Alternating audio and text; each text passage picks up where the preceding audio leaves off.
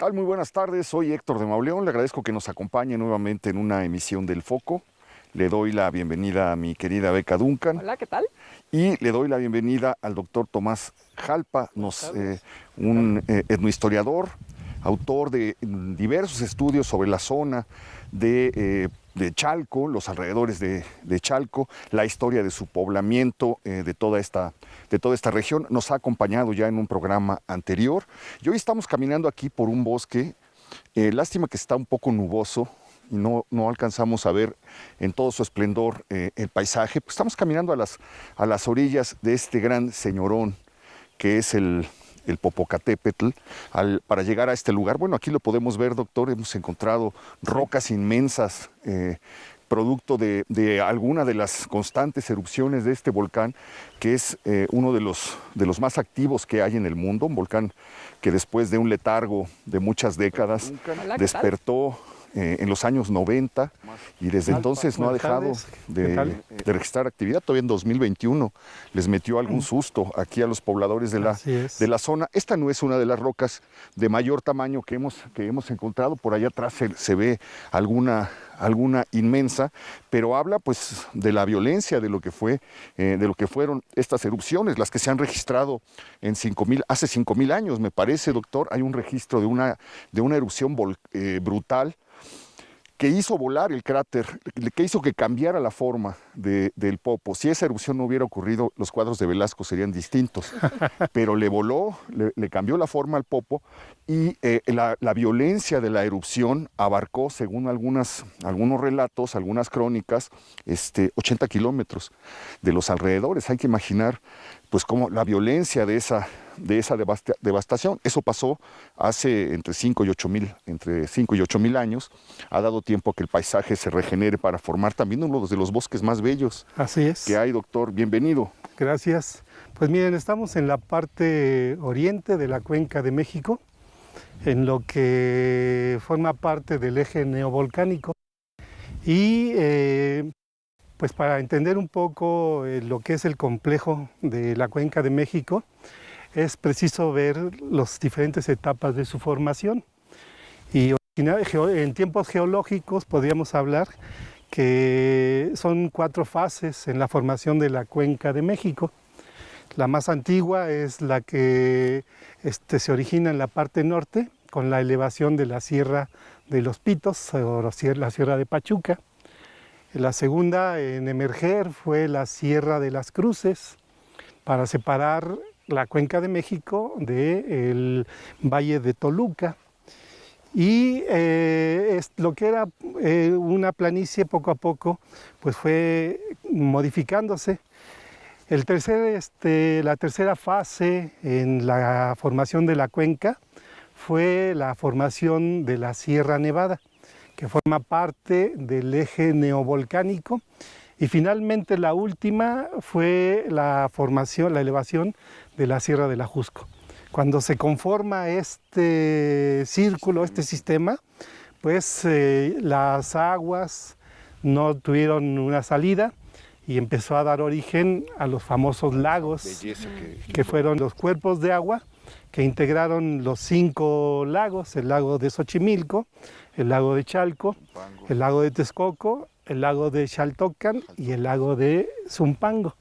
Entonces, en la formación de la cuenca es muy interesante la presencia de la Sierra Nevada, porque de aquí derivarían pues toda una serie de elementos que conformarían las capas edafológicas de la misma. Y miren, como señalaban efectivamente, pues la formación de la Sierra Nevada tiene diferentes fases y pues estamos hablando de diferentes momentos en las elevaciones. Estamos en esta parte de lo que es el valle de Amecameca, y el volcán que enmarca este lugar pues es el Ixtaccíhuatl, ¿sí? Entonces de ahí deriva toda estas formaciones, muchos materiales, basalto, que fue expulsado No sabemos de qué cráter, no sabemos de qué parte, pero bueno, habrá que pensar en una fuerza impresionante que logró arrojar estas piedras, pues algunas de ellas monumentales, a esta zona del... Está el relato de Hernán Cortés, ¿no? Cuando pasa por los volcanes, dice que hay una sierra que ruge y que el suelo se mueve y que se levanta una columna de humo tan gruesa y tan fuerte, cuenta en una de las cartas de relación, que el viento no le alcanza a torcer. Y entonces él manda a 11 personas, a 11 de sus soldados, para que suban a ver de qué se trata, qué es eso que está ahí arriba. Me da la impresión de que no tenía idea Cortés de la existencia de un volcán, por la manera en la que lo cuenta.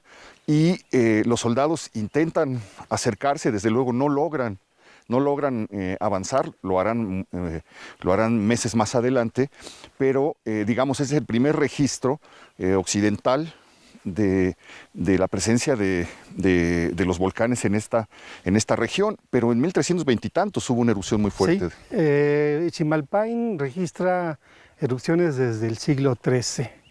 Entonces tenemos ya algunas evidencias de que el Popocatépetl estuvo activo y sigue estando. Claro, es que son estas piedras. Sí, aquí alcanza uno a ver los distintos colores, ¿no? Las distintas formaciones, pero tiene que ser el origen volcánico de esto. La mayor parte de las piedras son de origen volcánico. La roca sedimentaria generalmente la encontramos en los arroyos, donde pues, la roca de río que va dando las formas redondas, pues son resultado de esos desprendimientos. Y Tomás, estamos, además de apreciando estas enormes rocas, vemos también muchas plantas, muchos tipos de árboles. Y yo quisiera que nos contaras también un poco cómo los primeros pobladores de esta zona y después ya, digamos, los asentamientos, las culturas prehispánicas que empiezan ya a establecerse aquí, cómo convivían con este entorno natural del que nos estás comentando, qué uso se le daban a estas plantas. Me imagino que hubo un vínculo muy importante, ¿no? Claro, si echamos una mirada al bosque, pues tenemos un bosque que tiene diferentes rangos de elevación. Vamos desde lo que eran las orillas de la zona lacustre, 2.200 metros sobre el nivel del mar, subimos hasta 4.550. Y en ese rango vamos encontrando diferentes nichos ecológicos. En la parte que nos encontramos en Amecameca, estamos frente a un bosque mixto, donde aparecen coníferas, tenemos encinas y hay pequeños manchones que dan origen a una vegetación de matorral. Estos materiales fueron utilizados ahí, ¿no? Pues desde la época prehispánica para fines constructivos, fines medicinales y un sinfín de usos. Estos, por ejemplo, que se le dio. Por ejemplo, todo este tipo de plantas tienen propiedades medicinales. ¿Sí? Una de ellas, bueno, me gustaría señalarles una en particular. Esta, por ejemplo, son las jarillas, y esas servían para techar los jacales, pero también tienen propiedades medicinales que fueron aprovechadas en su momento, ¿sí? ¿Cómo se llama? Jarillas. Ah, jarillas. La jarilla. Y hay diferentes tipos ¿Qué propiedades tendría jarilla. Muchas de ellas tienen propiedades antisépticas y se utilizaban también para la fiebre, la tos, para bajar la fiebre. Junto con está esta planta que entre la población se conoce como la hierba del cáncer, ¿sí? Empieza a florecer en estos meses, en verano, y bueno, sus propiedades son medicinales para uso generalmente de mitigar las enfermedades cancerígenas. ¿Sí? Los dolores, sí. Y hay muchos árboles, por ejemplo, el pino,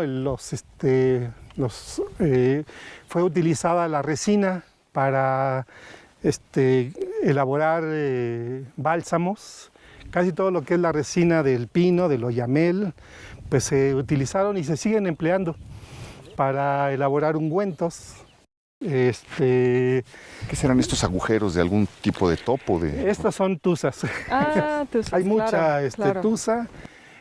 Más arriba, hacia las faldas del Iztaccíhuatl, tenemos animales que están a punto de desaparecer, como el teporingo, que es una especie de conejo pequeñito, que ya es difícil encontrar en esa zona. Aquí en esta parte estamos en una zona de transición muy interesante, ¿sí? Porque es un pequeño valle que nos acerca al pueblo de Amecameca, y hacia el oriente vamos ascendiendo paulatinamente y se puede apreciar todo lo que ya es un bosque de coníferas. Muy bien. Doctor, ¿por qué no nos recuerda un poco la historia del poblamiento de Amecameca? Comenzando por la etimología, hay varias, él encontró por ahí dos acepciones. Una es el lugar que los papeles señalan, no sé si es correcta. No, la correcta es lugar donde se visten de papel de amate. Se compone de los términos amatl, que es amate, y kemi, vestirse. Y todo esto tiene un hondo significado, que a mí me gustaría primero hablarles sobre la piedra, la fundación del lugar, para enlazarlo y entender la relación que hay entre este sitio y su montaña sagrada, que es el Sacromonte. Okay. Yo no sé si producto de estas erupciones tremendas, de esta actividad brutal de los volcanes, surge la leyenda de los soles, en la que se habla de un sol en el que la humanidad es destruida por una lluvia de fuego que cae del cielo, y solamente se salvan unos cuantos hombres convirtiéndose en monos. Sí, algo tiene que ver. Yo creo que estos mitos cosmogónicos están directamente relacionados con los fenómenos naturales. Claro, sí, es lo que estaban viendo a su alrededor. Así ¿no? es, estamos hablando de procesos como las grandes inundaciones, claro, el lluvias, sol de agua, fuertes vientos, el Ejecatl, movimientos de tierra, que sería el Shu, el Olin. El Olin, el sol de movimiento. El sol de movimiento. Y el fuego. Entonces tenemos los 4 elementos presentes en esa visión cosmogónica de la creación de las eras. Y efectivamente, bueno, el sol de fuego pues tiene que ver con las erupciones volcánicas, ¿no? Son mitos que comparten los pueblos mesoamericanos. Claro, sí. Y pues tenemos que tener presente la complejidad de nuestro territorio, y que también en otros lados, en la Huasteca, en la región del Totonacapan, se daban fenómenos de esta naturaleza, ¿sí? ¿A usted le ha tocado un aviso de erupción Sí, en 2003 me tocó. ¿Cómo estuvo eso? Pues fue impresionante. Fue la primera vez que vi este fenómeno, ver la expulsión de la lava, del fuego, y cubrirse todo lo que fue la ladera del Popo, como si fuera un collar espléndido, ¿no? A la gente está acostumbrada a convivir con estos fenómenos. Ya no le tiene miedo. No le tienen miedo. Mucha gente cree que es un espíritu guardián, protector del Popo, ¿no? Sí, tanto el Popo como el Iztac pues tienen esas propiedades y esa visión de que son entes sobrenaturales, vivos, con los cuales hay que convivir. ¿Sí? Bueno, y ya tenemos frente a nosotros unas piedras realmente espectaculares. Así es, miren, primero lo que llama mucho la atención son las dimensiones de las rocas. Aquí tenemos, podríamos decir que una buena parte de materiales concentrados. Están estos 4 monolitos naturales que fueron para la gente que habitó en esta región. Yo creo que le dieron un significado especial. Formó parte de su paisaje sagrado, y posteriormente, para dejar un testimonio de la importancia de este lugar, se apropiaron de él. transformándolo, ¿no? Mediante inscripciones. En este caso, hicieron algunas incisiones, el tallado, para hacer una serie de escalinatas. Esto que vemos aquí, ¿no? Así es. Y luego del otro lado, un registro de petroglifos. Qué impresión. Ay, qué maravilla. Caray. Vemos una figura humana, un conejo. Así es. Y Sí, aquí está una serie de clarísimo, círculos. Aquí está clarísimo el conejo, que es una advocación lunar, tiene una relación lunar. Tiene que ver con la advocación lunar, pero también con una fecha calendárica.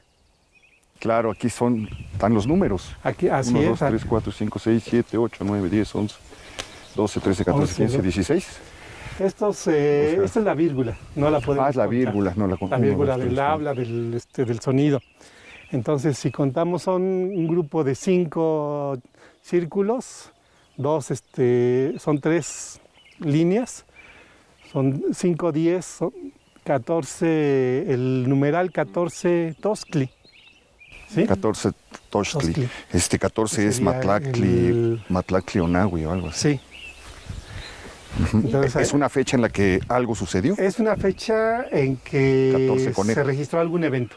Ujú, ¿Sí? algo sucedió. Hay varias hipótesis y esta piedra fue conocida desde la época prehispánica, en la época colonial, hay noticias de su existencia, pero se empezó a dar noticias de este lugar a partir del recorrido que hizo Dupé.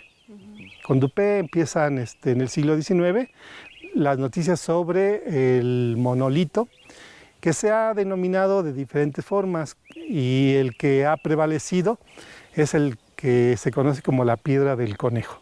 La piedra del Y conejo. Dupé lo incluye en sus antigüedades Así es. de México, Efectivamente, una figura humana que está como en qué posición, como en posición de Erecta, ¿no? Y sostiene Ajá. algo, ¿no? sostiene algo, o señalando, así es, sí. señalando hacia hacia allá. Hacia los volcanes. hacia los volcanes. ¿Podría ser la fecha de la erupción? Pues, provocó- vamos a dar algunas hipótesis A ver, de lo, según qué Uno tiene que ver con lo Moctezuma. interesante. lo que han planteado algunos Vamos a hacerle como en una investigadores. telenovela, vamos a hacer un corte Ah, sí. y al volver regresamos con esta historia. Ok.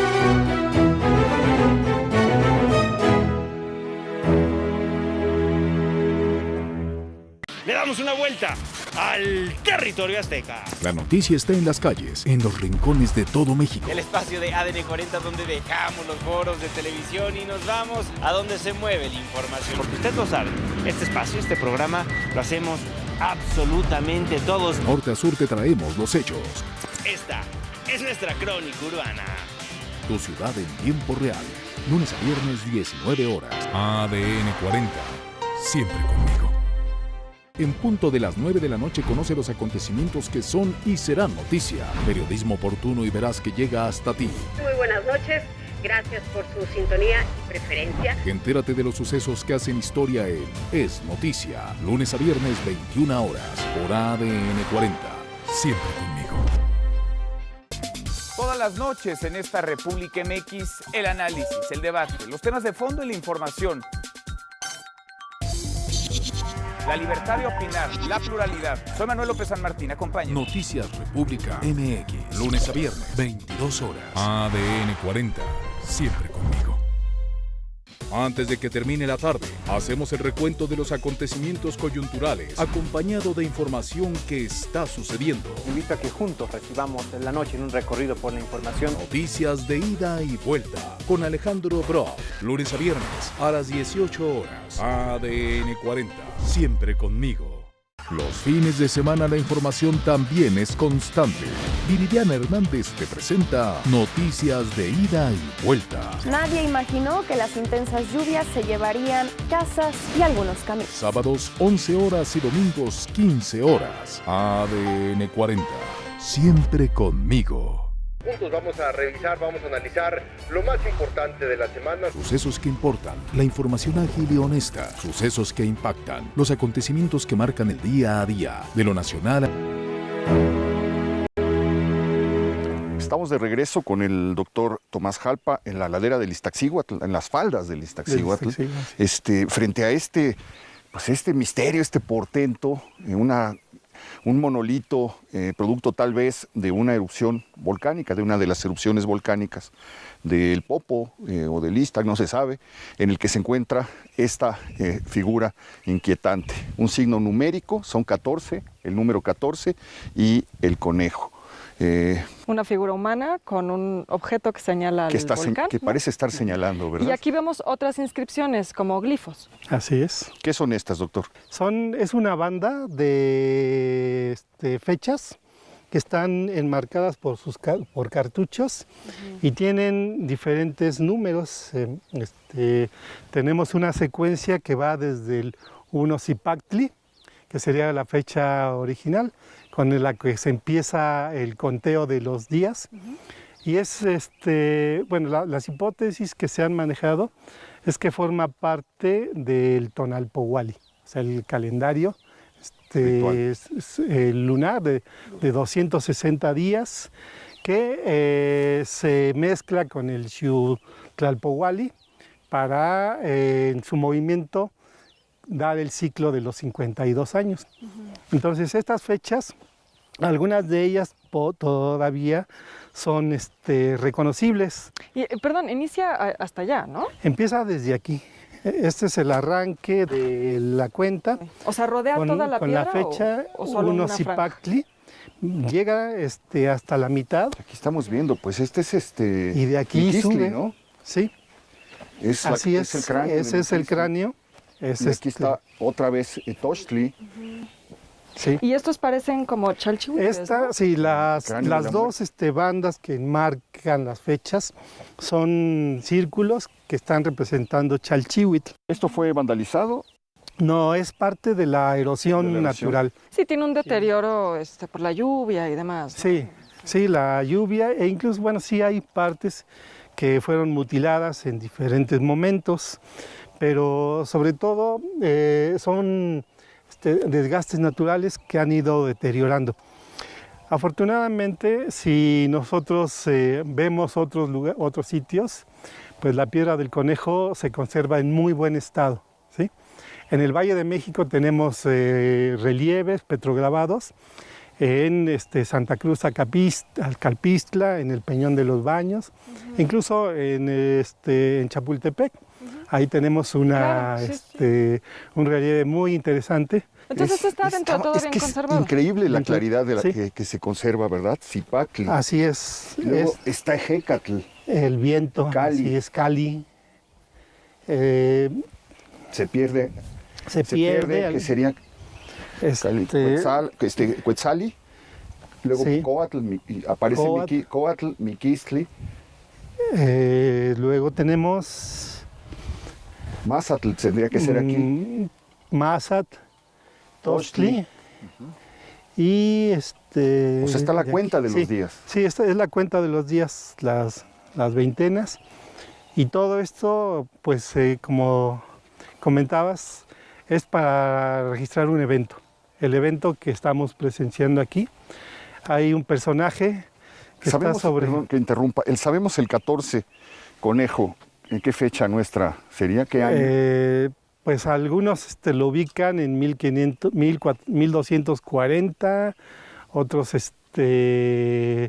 en diferentes etapas, pero no hay una correlación por lo siguiente, porque el calendario mexica varía con respecto al calendario que llevaban los chalcas.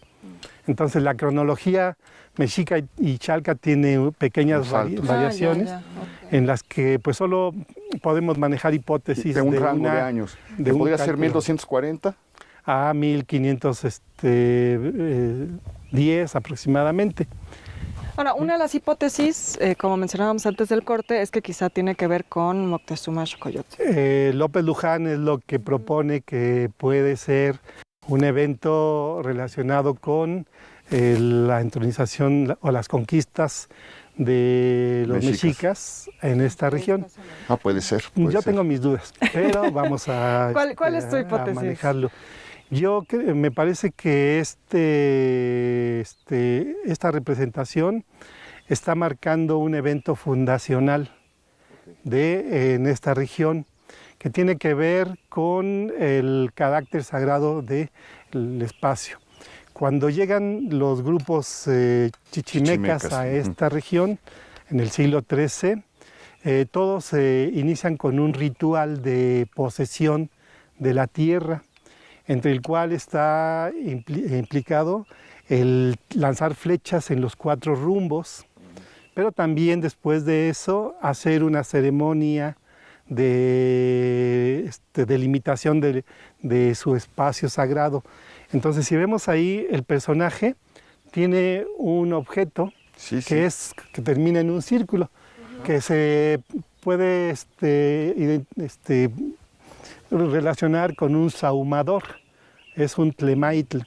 Y él, como parte de esa ceremonia de posesión de un espacio, pues iba implícito un acto sagrado, que era sahumar el lugar. Entonces podría también tener esa connotación.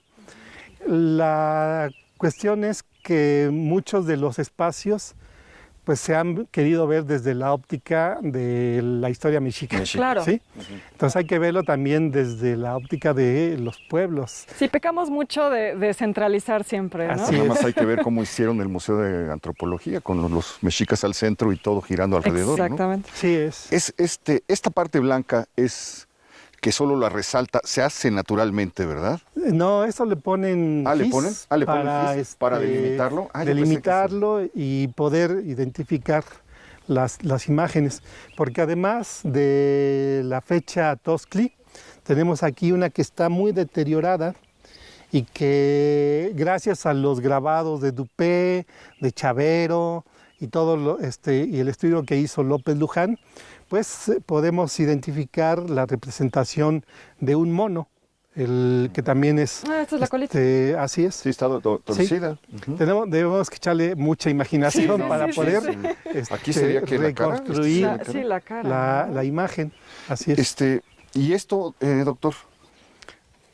Esto se construyó igual para poder subir a la parte superior. Para hacer alguna especie de ritual. Sí, hay algunas incisiones que se hicieron en la parte superior. Entonces ahí habría que imaginar que algo sucedía. Que se realizaba algo, sí.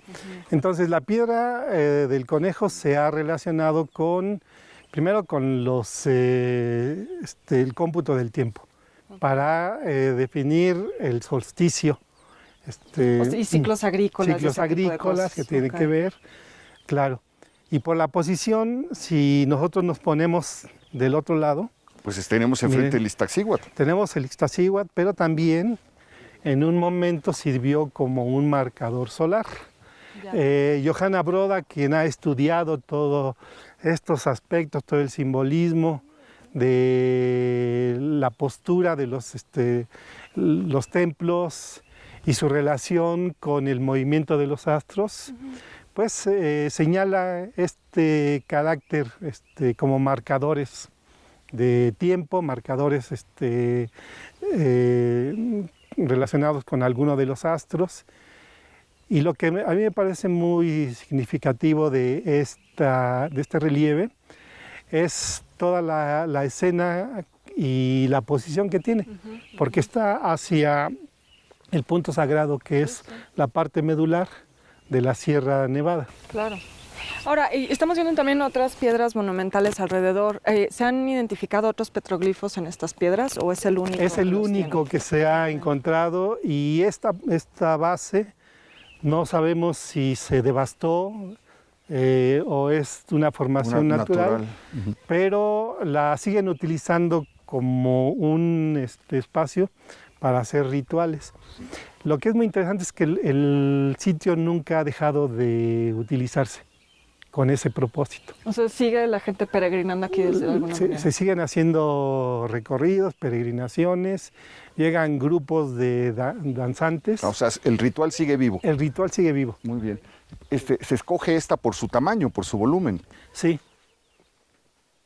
No, me estoy muy impresionado. Sí, no, es que realmente... este signo no lo ubico. Está después es agua. de Tochtli. Es Atl. Agua, sí. Ahora, y nos decías que había una connotación sagrada con el bosque. Malinali. El glifo del Malinali. ¿Perdón? Nos comentabas que había esta relación o esta idea de que el bosque era un espacio sagrado. Y bueno, no sé si nos puedas contar, había algunos mitos vinculados al bosque. Son espacios que también se prestan mucho de pronto a ese tipo de cosas, ¿no? Sí, bueno, el bosque es, digamos que el espacio por excelencia del dios tribal de la región, de esta región, que es Tezcatlipoca. En todas las narraciones nos hablan de la lucha entre Tezcatlipoca y su oponente Huitzilopochtli. Es el sol y la luna, el día y la noche, y los espacios predilectos de Tezcatlipoca eran los cruces de los caminos, las zonas donde se podían manifestar fenómenos sobrenaturales. La gente tenía una postura muy especial hacia el bosque, porque además de aprovecharlo, lo consideraban un espacio misterioso. Sí, ahí es donde aparecían estos seres que anunciaban enfermedades, que anunciaban la muerte. Así es. Lo que cuenta Sagún en uno de sus libros. Y son todos los seres que habitan el bosque. Y precisamente en las encrucijadas. Yo pensé que esto era una lectura medieval o occidental, lo de la encrucijada. Pero entonces también se aplicaba aquí. También aparecían unas mujeres pintadas, volando con el rostro pintado de blanco. Aparecían figuras que no tenían forma. No tenían una forma específica, cuenta Sagún, y te iban siguiendo.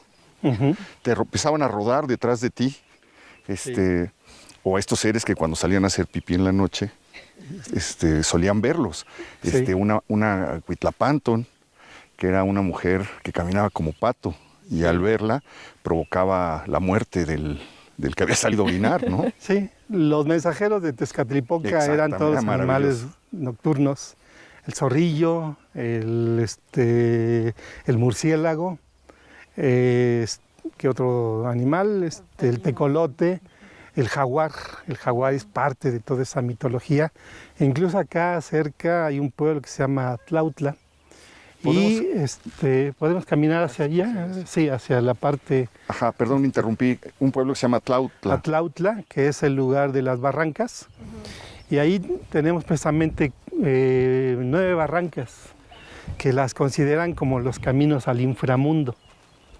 Entonces, es un espacio que llama mucho la atención por el carácter mágico, religioso. Sí. Y es interesante por esto que dices, Héctor, de las lecturas como occidentales, medievales, porque ahí también vemos una especie de coincidencia, ¿no? El bosque también tiene esas connotaciones sagradas, mágicas, sobre todo en el norte de Europa, pero en realidad en todo el continente, ¿no? Así es, sí son mitos que comparten todos los pueblos. Yo creo.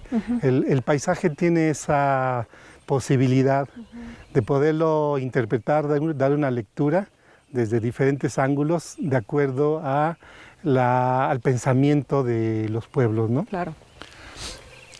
Este tipo de piedra, bueno, aquí está pasando algo muy interesante, ¿no? Como la misma resina, ¿es un oyamel Sí, este es un oyamel, sí. De aquí obtienen la resina que utilizan para fines, bueno, el incienso, pero también... Y los bálsamos que nos comentabas. Se derrama naturalmente sobre quién sabe cuántos años habrá recibido esa resina, ¿no? Sí, y vienen a hacer los rituales, entonces consiste precisamente en alimentar las rocas con parte de la vegetación. Y ahí se ve que se usa o se usó para algún fogata o alguna cosa así. Como el espacio sigue vivo, lo siguen utilizando tanto danzantes, gente que pues todavía tiene esa predilección por los rituales de carácter indígena. Aquí lo presenciamos a lo largo del año, peregrinaciones, ceremonias que se realizan. El 21 de marzo pues se realizó la ceremonia de primavera. Solsticio, ¿no? Sí. Ahora, también hay vestigios novohispanos, nos habías comentado por aquí, ¿cierto? Sí, miren, en primer lugar, la Piedra del Conejo, lo que es interesante es establecer un nexo con el monte, con el Sacromonte. Están alineados, no sé si a propósito, pero hay una relación íntima que los grupos que poblaron Amecameca mantuvieron presente. Cuando llegan los primeros que llegaron fueron los totolimpanecas, que es la gente del Totolin. Posteriormente llegaron los tenancas, la gente de la muralla. Más tarde los tecuanipas, que son los devoradores, la gente, los jaguares, los tigres. Y posteriormente hubo otro grupo que fueron los poyautecas. Previamente se había establecido un grupo conocido como los Tlailotlaque, y todos ellos, cuando se empieza a formar la ciudad o el Altepet de Amecameca, hacen estos rituales de posesión, como el que encontramos aquí, pero después trasladan sus númenes, sus dioses, a la montaña sagrada por excelencia, que es el Sacromonte, que ya tuvimos la oportunidad. Sí, donde ahora está la iglesia. Decíamos, ¿no?, que era un templo dedicado a Chalchitlicue, ¿verdad? A Chalchitlicue, sí, así es. Que es la diosa del agua. Sí. ¿No? Una presencia. Porque había un manantial en la zona. ¿Cómo han ¿no? ensuciado aquí? Bueno, podemos movernos hacia ese vestigio precolonial.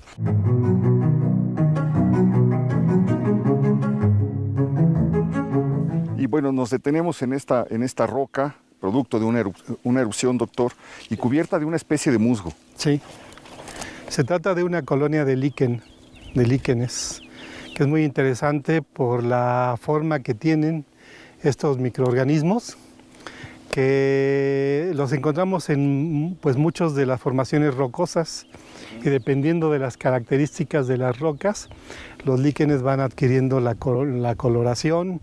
Hay algunos en tono como este que se puede ver, tono amarillo, sí, aquí. Rojo, Acá, rojo, sí. Porque van absorbiendo los minerales que contiene la roca. ¿Y qué es la función que han desempeñado, digamos, en un espacio como este? Bueno, los líquenes tienen una función primordial para evitar la erosión.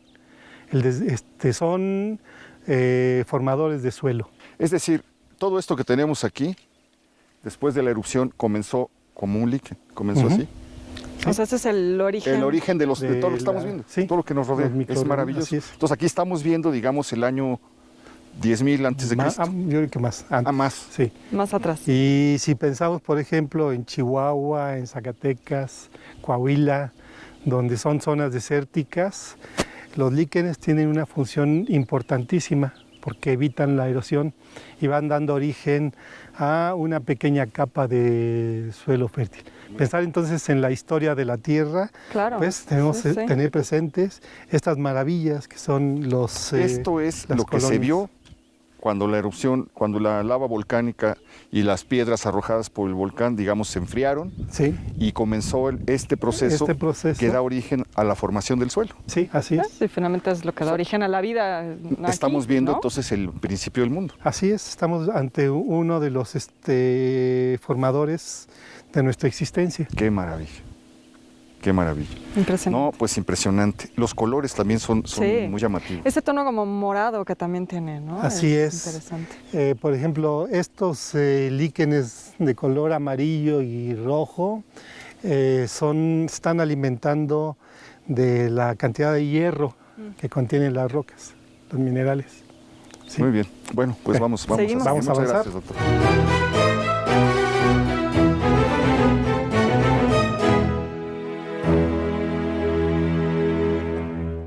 Le damos una vuelta al territorio azteca. La noticia está en las calles, en los rincones de todo México. El espacio de ADN 40 donde dejamos los foros de televisión y nos vamos a donde se mueve la información. Porque usted lo sabe, este espacio, este programa, lo hacemos absolutamente todos. Norte a sur te traemos los hechos. Esta es nuestra crónica urbana. Tu ciudad en tiempo real. Lunes a viernes, 19 horas. ADN 40. Siempre conmigo. En punto de las 9 de la noche conoce los acontecimientos que son y serán noticia. Periodismo oportuno y veraz que llega hasta ti. Muy buenas noches. Gracias por su sintonía y preferencia. Entérate de los sucesos que hacen historia en Es Noticia, lunes a viernes 21 horas, por ADN 40. Siempre conmigo. Todas las noches en esta República MX, el análisis, el debate, los temas de fondo y la información. La libertad de opinar, la pluralidad. Soy Manuel López San Martín, acompaña. Noticias República MX, lunes a viernes, 22 horas. ADN 40, siempre conmigo. Antes de que termine la tarde, hacemos el recuento de los acontecimientos coyunturales, acompañado de información que está sucediendo. Invito a que juntos recibamos la noche en un recorrido por la información. Noticias de ida y vuelta con Alejandro Brock, lunes a viernes a las 18 horas. ADN 40, siempre conmigo. Los fines de semana la información también es constante. Viridiana Hernández te presenta Noticias de ida y vuelta. Nadie imaginó que las intensas lluvias se llevarían casas y algunos caminos. Sábados 11 horas y domingos 15 horas. ADN 40, siempre conmigo. Juntos vamos a revisar, vamos a analizar lo más importante de la semana. Sucesos que importan, la información ágil y honesta, sucesos que impactan, los acontecimientos que marcan el día a día, de lo nacional al...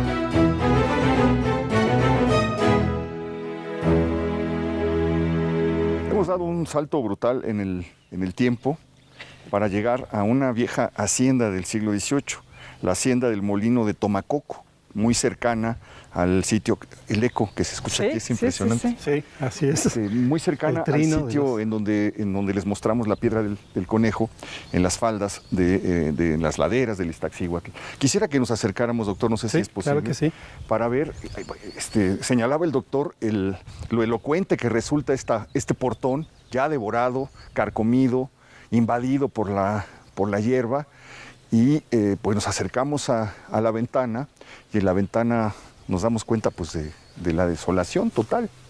Se desplomó el techo, se cayeron los muros, crecieron árboles y vegetación en donde fueron las dependencias de esta antigua hacienda que perteneció, mi querida Beca, a una familia Sáenz. Así es, a los Sáenz, que toman posesión de esta hacienda en 1773, aunque pues ellos no la construyeron, ¿no? En realidad sí, tiene un pasado... Una merced anterior.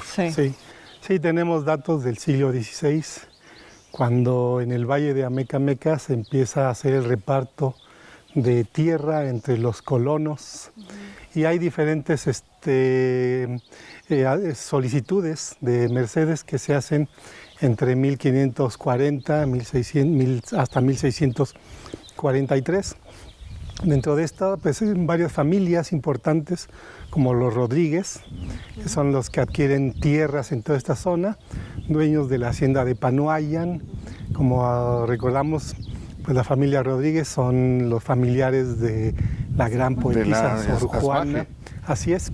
Y las haciendas, pues, empiezan a tener una historia de gran pujanza desde finales del siglo XVI, cuando se unen varias mercedes de tierras otorgadas a los diferentes colonos, y se van consolidando alrededor de 10 haciendas en esta región de Amecameca. Muchas de ellas pues construyen los cascos en puntos estratégicos. En este caso, pues estamos muy cerca de un arroyo, de un manantial que aprovechó la hacienda para explotarse.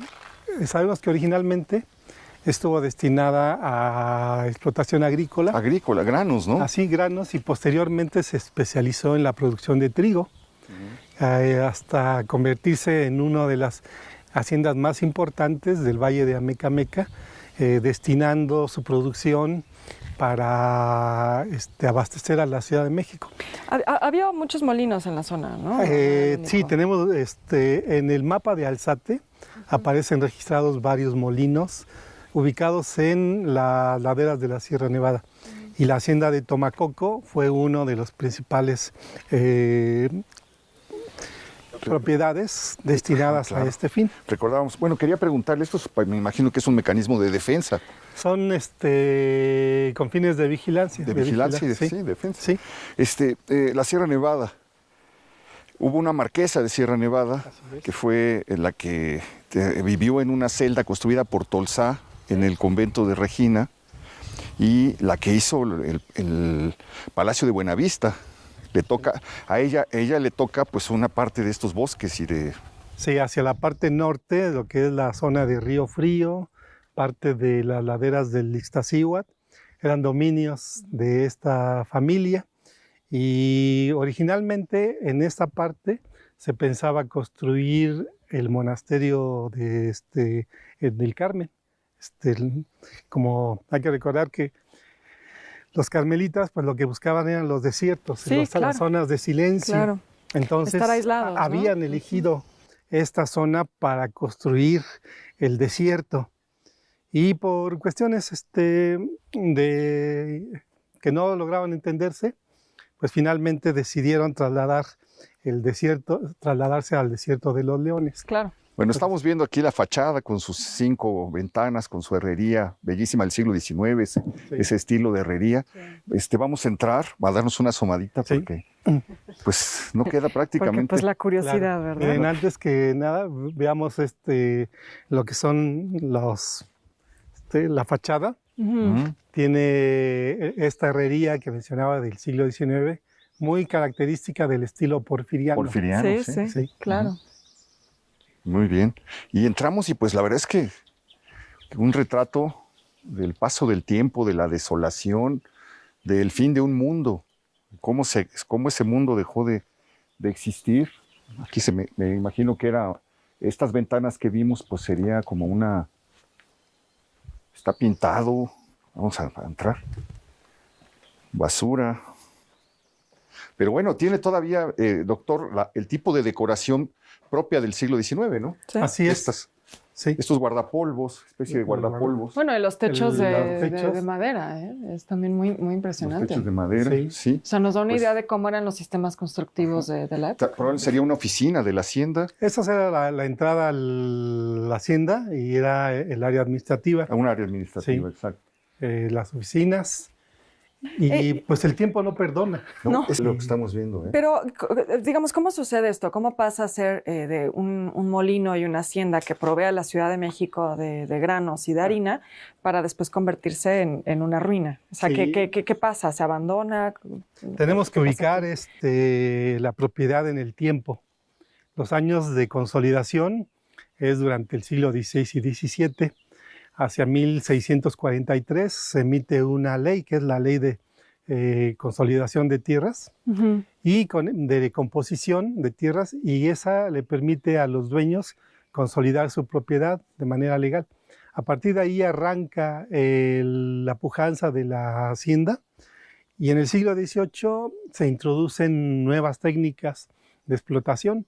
Las tierras que ocupaba la hacienda pues eran tierras demasiado fértiles. Y el destino que se les dio, se cambió su producción de ser haciendas maiceras, se cambió a la producción de trigo. La posición estratégica de la hacienda, por estar cerca de un caudal de agua, permitió construir una infraestructura y pues tenía una gran producción que abastecía a la Ciudad de México de trigo suficiente para suministrar en las panaderías. De hecho, hay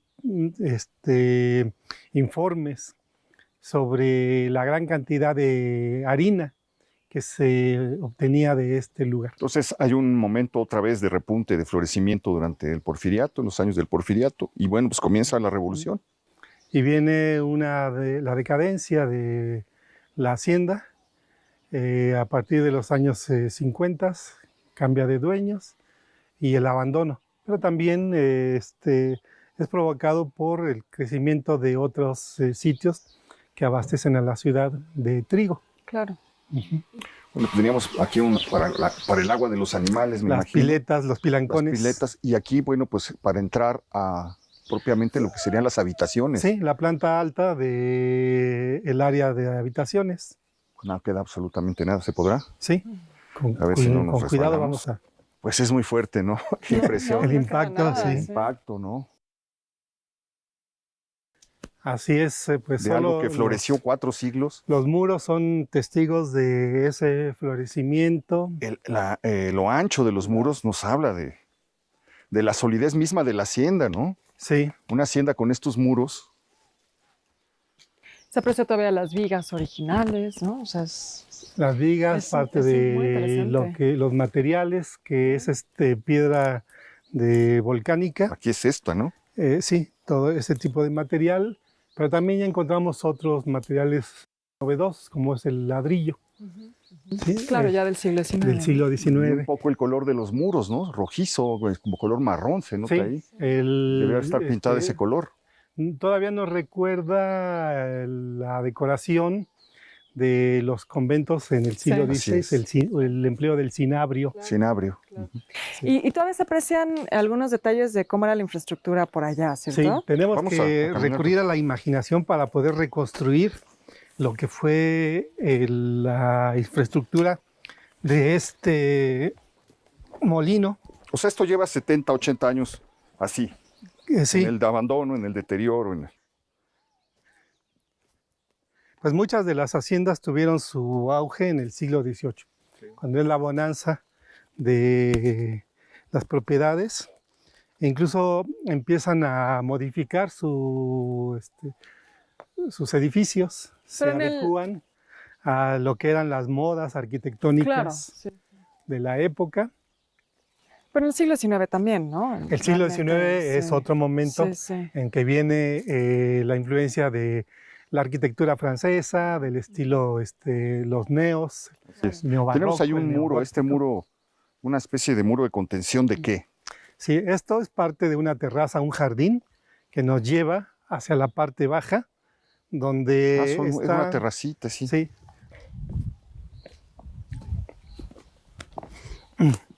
Todo esto estaba encalado, estaba recubierto, y quedan restos de lo que es el suministro de agua, que se fue modificando.